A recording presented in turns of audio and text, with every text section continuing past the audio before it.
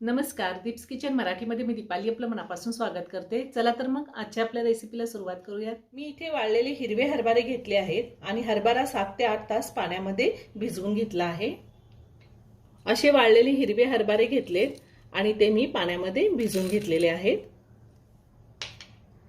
सगळ्यात आधी आपण हे हरभरे कुकरला शिजवून घेऊया। त्यासाठी मी इथे एक तमालपत्र घेतलं, एक दालचिनीचा तुकडा आणि आपल्याला मीठ लागणार आहे आणि आपल्याला नंतर मसाल्यासाठी जे साहित्य लागणार आहे ते मी तुम्हाला नंतर दाखवते। कुकर घेतलाय, कुकरमध्ये हरभरे, तमालपत्र आणि दालचिनी घालते, त्यातच मीठ घालते आणि पाणी घालायचे। साधारण मी 1 तांब्या पाणी घातलेलं आहे।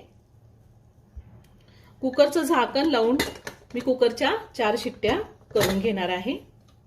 चना मसाला करण्यासाठी मी 2 मोठे कांदे बारीक कट करून घेतलेले आहेत। 2 मीडियम साइजचे टोमॅटो मी चॉपर मधून बारीक करून घेतले। तुम्ही टोमॅटोची पेस्ट केली तरीही चालेल। थोडी कोथिंबीर बारीक चिरून घेतलेली आहे। अर्धा चमचा जिरे, 1 चमचा आलं लसूण मी कुटून घेतलेला आहे। तुम्ही आलं लसणाची पेस्ट वापरली तरीही चालेल।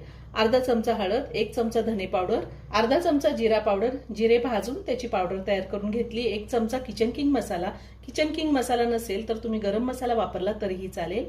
1 चमचा बेडगी मिरची पावडर, 1 चमचा माझा घरगुती कांदा लसूण मसाला आहे आणि थोडं मीठ आपण चणे शिजवताना सुद्धा घातलेलं आहे आणि थोडं वरतून मी घालणार आहे।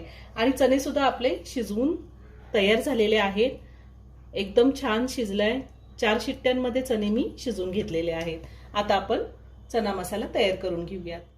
मी इथे एक बाउल घेतलाय, त्यामध्ये पावडर मसाले घेते।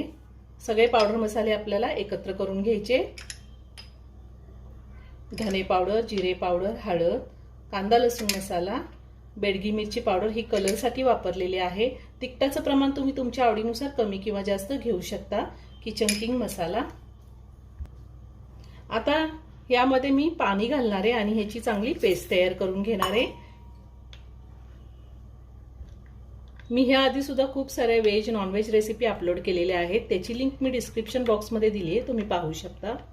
आता मी ही पावडर मसाल्याची पेस्ट तयार करून घेतलेली आहे। चना मसाला तयार करून घेऊया। मी गॅसवर कढई ठेवली, त्यामध्ये 2 चमचे तेल घातले। तेल गरम झाले, त्यामध्ये मी जिरे घालते। त्यातच आपल्याला कुटलेलं आलं लसूण घालायचे आणि लगेचच मी कांदा घालणार आहे।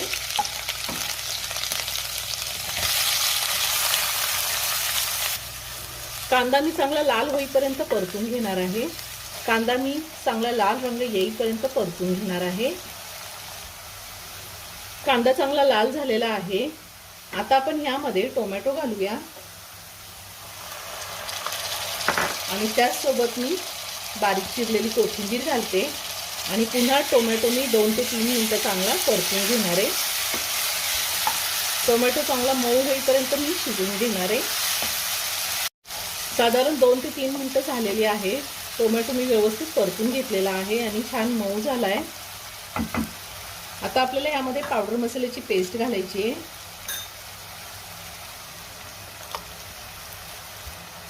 आणि पुन्हा 1 मिनिटभर आता ही पेस्ट मी परतून घेणार आहे। पावडर मसाल्याची पेस्ट घातल्यावर मी 1 मिनिटभर चांगलं परतून घेतलेलं आहे आणि आता ह्या मसाल्यासाठी मी अगदी थोडं मीठ घालणार आहे।